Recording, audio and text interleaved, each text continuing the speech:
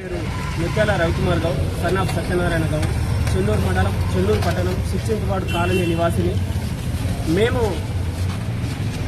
గత 10 సంవత్సరాల నుంచి కాంగ్రెస్ పార్టీకి అహర్నిశలు కష్టపడి 2024లో జరిగిన అసెంబ్లీ కావచ్చు, ఎంపీ ఎలక్షన్లలో ఈ ఎవరైతే అయ్య కొడుకులు ఉన్నారో వివేక్ వెంకటస్వామి గారికి, అదేవిధంగా వారి యొక్క కుమారుడు వంశన్న గారికి మేము అహర్నిశలు కష్టపడి పనిచేసి జనం చెప్పులు మోసి ఓట్లేపించి గెలిపించడం జరిగింది భారీ మెజార్టీతో.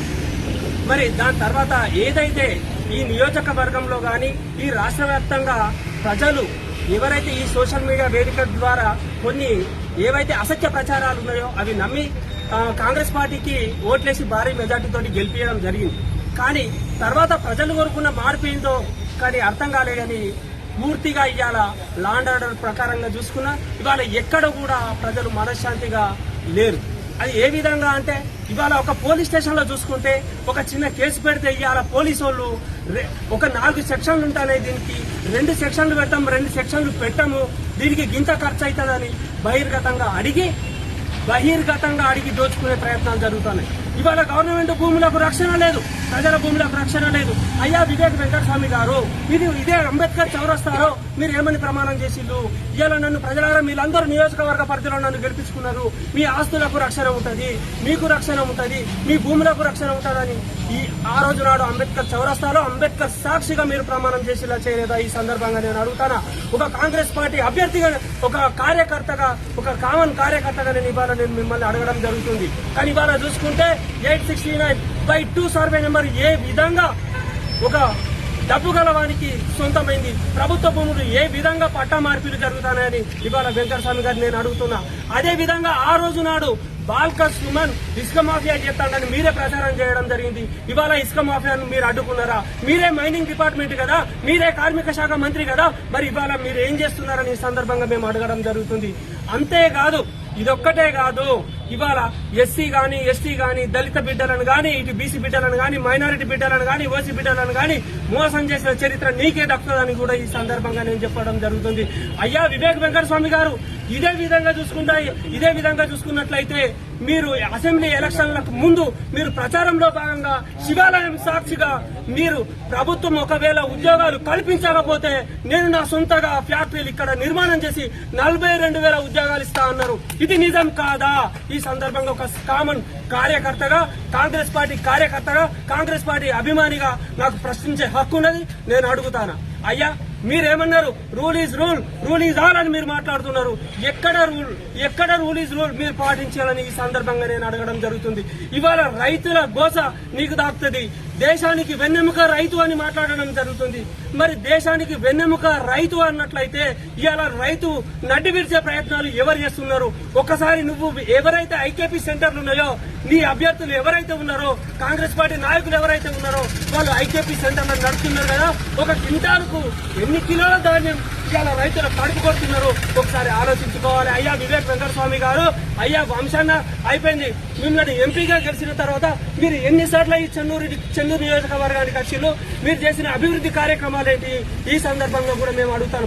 గత ప్రభుత్వంలో అయ్యా ప్రజలారా, నేను చెన్నూరు నియోజకవర్గ ప్రజలకే కాదు ఈ స్టేట్ వ్యాప్తంగా నేను ఒకటే వినతి చేసుకుంటాను. అయ్యా ప్రజలారా, గతంలో మనకు భారతదేశానికి స్వాతంత్రం వచ్చిన తర్వాత ఈ 75 సంవత్సరాలలో జరిగిన అభివృద్ధి ఏంది? చెన్నూరు పట్టణ ప్రాంత ప్రజలారా, చెన్నూరు నియోజకవర్గ ప్రజలారా, ఒకసారి ఆత్మ పరిశీలన చేసుకోవాలి. ఇవాళ మనకు సెంటర్ లైటింగ్ ఉందా? మార్కెట్ గురించి అడిగిన నాదుడు ఉన్నాడా? ఇవాళ చెన్నూరు నియోజకవర్గంలో మన బాలక సుమనన్న మాది కాంగ్రెస్ పార్టీ అభ్యర్థి, కాంగ్రెస్ పార్టీ కార్యకర్తనైనా నేను ఇవాళ పూర్తి విషమయమైన బాధతోటి ఇవాళ నేను మాట్లాడడం జరుగుతుంది. ఇవాళ కనుక చూసుకుంటే గత ప్రభుత్వంలో, టీఆర్ఎస్ ప్రభుత్వంలో బాల్క సుమనన్న చేసిన డెవలప్మెంట్ కార్యక్రమాలు ఏవైతే మధ్యంతరంగా ఆగినాయో అయ్యా వివేక్ వెంకటస్వామి గారు మీరు పూర్తి చేసిలా అని సందర్భంగా నేను అడుగుతానా. ఇవాళ మన చెన్నూరు పట్టణంలో రైతులు కూరగాయలు పండించుకొని ఇవాళ ఎక్కడ అమ్ముకుంటున్నారు? ఇవాళ బాల్క సుమనన్న ఎన్నో కోట్ల రూపాయల నిధులతోటి ఇవాళ పాత ఎంఆర్ ఆఫీస్ లో మార్కెట్ యార్డు నిర్మాణం చేయడం జరిగింది. ఈ నిర్మాణం ఎందుకు పూర్తి కాలేదని వివేక్ వెంకటస్వామి గారిని నేను ప్రశ్నించడం జరుగుతుంది. బస్ డిపో ఎందుకు పూర్తి కాలేదు అని నేను ఇవాళ ప్రశ్నించడం జరుగుతుంది. అయ్యా బస్ డిపో మీద కేసెత్తే హైకోర్టులో వికెట్ చేపించే అధికారం నీకు లేదా? అని ఈ సందర్భంగా నేను అడగడం జరుగుతుంది. అదే విధంగా చూసుకుంటే మీరు వచ్చిన తర్వాత ఇసుక మాఫియాకు ల్యాండ్ మాఫియాకు తావులేదు అని మీరు అధికారులకు బహిరంగంగా హెచ్చరికలు జారీ చేశారు కదా, మరి ఇవాళ ఏ విధంగా జరుగుతాయని ఈ సందర్భంగా నేను అడగడం జరుగుతుంది. ఇవాళ ఇంటికి ఒక దర్వాజా పెట్టుకుంటే 2 లక్షల రూపాయలు కావాలి, ఇంటి పర్మిషన్ కావాలంటే ఒక 2 లక్షల రూపాయలు కావాలి, భూములు పట్టాలు కావాలంటే రైతులతో ఇవాళ కమ్సే కమ్ ఒక 50,000 నుంచి 60,000 రూపాయలు కావాలి. ఇల్లీగల్ లీవర్డ్ చేస్తే ఇవాళ ఒక డాక్యుమెంట్ కు 35,000 రూపాయల నుంచి 2 లక్షల రూపాయల వరకు సబ్ రిజిస్టర్ గారు తీసుకొని రిజిస్ట్రేషన్ జరుగుతుంది.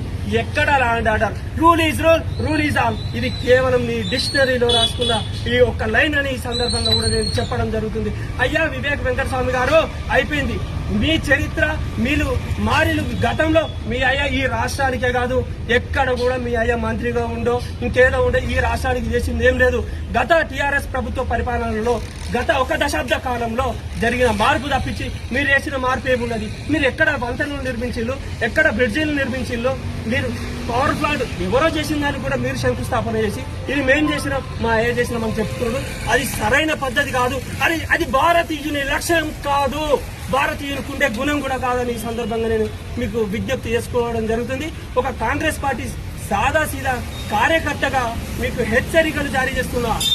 అయిపోయింది, మీ కాల పరిమితి అయిపోయింది. రానున్న రోజులలో అది జెడ్పీటీసీ కావచ్చు, ఎంపీటీసీ కావచ్చు, స్థానిక సంస్థల ఎలక్షన్లు కావచ్చు, అదేవిధంగా రాబోయే అసెంబ్లీ ఎలక్షన్లు కావచ్చు, మీకు ఖచ్చితంగా చెన్నూరు నియోజకవర్గంలో ఉన్న ప్రజలందరూ కంకణబద్దులైలు మీకు సరైన గుణపాఠం చెప్తారని ఈ సందర్భంగా నేను ఒకటే సార్ ఈ సందర్భంగా తెలియజేస్తాను. నేను ఒకటే అడుగుతున్నా, 42,000 ఉద్యోగాలు ఇస్తాను కదా, దాని సంగతి ఏమి? అయ్యా వివేక్ వెంకటస్వామి గారు, మీరు కార్మిక గనుల శాఖ మంత్రి కదా, ఆర్టికల్ 29(30) తెలుసా? ఆర్టికల్ 29(30) నిబంధనలు తెలుసా? దాని గురించి మీరు ప్రెస్ మీట్ పెట్టి మాట్లాడగలుగుతారా? సరే బయటలో కూర్చుందామా? నీ కొడుకు కదా అంత ఇదే విదేశాలలో చదివచ్చిండు కదా, మీరు కూడా డాక్టర్ చేసిండు కదా, ఆర్టికల్ 29(30) గురించి మాట్లాడగలుగుతారా? ఆర్టికల్ 29(30) ఏంటో తెలుసా సార్ అసలు అని ఈ సందర్భంగా మీకు హెచ్చరిస్తానా. ఇది విన్నపం కాదు, మళ్ళీ చెప్తానా, హెచ్చరిస్తానా. ఇది హెచ్చరికలు. రాబోయే రోజులలో మాది ఇదే కాంగ్రెస్ పార్టీ కండువా వేసుకుని బాలకృష్ణని గెలిపించడానికి మేము సిద్ధంగా కంగనబద్దులమైనము. మాకు పార్టీలతో పని లేదు. ఇవాళ వాడవాడలా ఎక్కడ తిరిగినా గానీ ప్రజలు ఇవాళ మేము ఒక దర్వాజా పెట్టుకుంటే, ఇంటికి ఇల్లు కట్టుకుంటే, గుడిసె కట్టుకుంటే, గూనె కట్టుకుంటే మాకు మున్సిపాలిటీ వాళ్ళు వచ్చి 2 లక్షలు కావాలి, 20,000 కావాలి, 30,000 రూపాయలు కావాలని మమ్మల్ని ఇబ్బంది చేస్తారు. గత ప్రభుత్వంలో ఈ దోపిడీ లేదు అన్న మీరు ఒకసారి ఎమ్మెల్యే గారికి చెప్పండి. అది ఈ విధంగా కాకుండా ఎన్నో సార్లు ప్రజలు మాకు విన్నపించుకున్నా గానీ మేము మీ దృష్టికి తీసుకొని వచ్చినా మీరు దాని మీద పట్టించుకోలేదు. మీకు కావాల్సింది ఏంటంటే మీ ఫ్యాక్టరీలు బాగుండాలి, మీ కుటుంబం బాగుండాలి, మీ కుటుంబ పాలన కావాలి, నీకు మంత్రి పదవి కావాలి, నీ అన్నకు మంత్రి పదవి కావాలి, నీ కొడుకు ఎంపీ పదవి కావాలి. అస్తమానం మీ కుటుంబం బాగుండాలి తప్పించి మీకు నియోజకవర్గ ప్రజల బతుకుల గురించి ఇవాళ మిమ్మల్ని గెలిపించి ఇవాళ మీకు కష్టపడ్డ ఒక కార్యకర్తగా, సాదాసీదా కార్యకర్తగా ఇవాళ చెన్నూరు నియోజకవర్గాన్ని మళ్ళొక్క 25 సంవత్సరాలకు వెనుకకు నెట్టేసుకున్నట్టు అయిందని ఈ సందర్భంగా కూడా నేను చెన్నూరు నియోజకవర్గ ప్రజలకు తెలియజేస్తున్నా. ప్రజలారా మీరందరూ కూడా ఒకసారి ఆత్మ పరిశీలన చేసుకోవాలి. ఇవాళ కాంగ్రెస్ పార్టీ వచ్చిన తర్వాత జరిగిన మార్పు ఏంటిది, మనం కోరుకున్న మార్పు ఏంటిది, ఇదంతా మీరు ఒకసారి ఆత్మ పరిశీలన చేసుకోండి. దయచేసి చెప్తున్నా, ఈ తప్పును మరొకసారి చేసుకోవద్దు. ఎందుకంటే రాబోయే మన పిల్లల తరాలు నాశనం అయిపోతుంది, వాళ్ళ భవిష్యత్తు నాశనం అయిపోతుంది. కాబట్టి ఈ సందర్భంగా మీకు ఒకటే నియోజకవర్గ పరిధిలో గానీ స్టేట్ మొత్తంలో కూడా నేను ఒకటే రిక్వెస్ట్ చేస్తాను, భవిష్యత్ కాలంలో కాంగ్రెస్ పార్టీకి ఓటు వేయొద్దని ఒక సాధారణ కాంగ్రెస్ పార్టీ కార్యకర్తగా మీ అందరికీ 2 చేతులు జోడించి విన్నపించుకుంటాను తండ్రి.